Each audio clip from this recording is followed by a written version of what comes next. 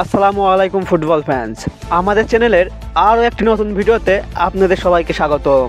না খেলেও ভারত ম্যাচের আগে ও পরে হামজা চৌধুরীর সাথে আলোচনায় ছিল ইতালি প্রবাসী ফুটবলার ফাহমিদুল ইসলাম। ভারতের বিপক্ষে ম্যাচের আগে সৌদি আরবের ক্যাম্পে ডাকা হলেও সেখান থেকে ফেরত পাঠানো হয় তাকে। ফাহমিদুল ইসলামকে দলে ফেরাতে আন্দোলন শুরু করে বাংলাদেশ ফুটবল ভক্তদের দাবি ফাহমিদুল ইসলামকে বাংলাদেশ জাতীয় টিমে দেখতে চায়। এবার ফাহমিদুল ইসলামকে নিয়ে ভক্তদের বড় সুখবর দিল বাংলাদেশ ফুটবল ফেডারেশন বাফুফে।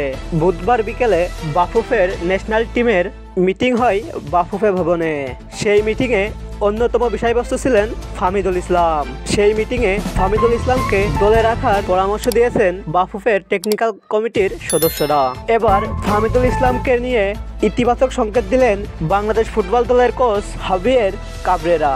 সবকিছু ঠিক থাকলে আগামী 31শে মে বাংলাদেশ দলের সাথে অনুশীলনে যুক্ত হবেন ফাহমিদুল ইসলাম এবং 10 জুন সিঙ্গাপুরের বিপক্ষের ম্যাচ দিয়ে বাংলাদেশের জার্সিতে অভিষেক হবে ইতালি প্রবাসী ফাহমিদুল ইসলামের। সেই সাথে সিঙ্গাপুরের ম্যাচ দিয়ে বাংলাদেশের জার্সিতে অভিষেক হতে পারে সামিত সোম ও কিউবা মিচেলের। ফুটবলের সকল নিউজ ও আপডেট পেতে আমাদের চ্যানেলটি সাবস্ক্রাইব করে পাশেই থাকুন। ধন্যবাদ।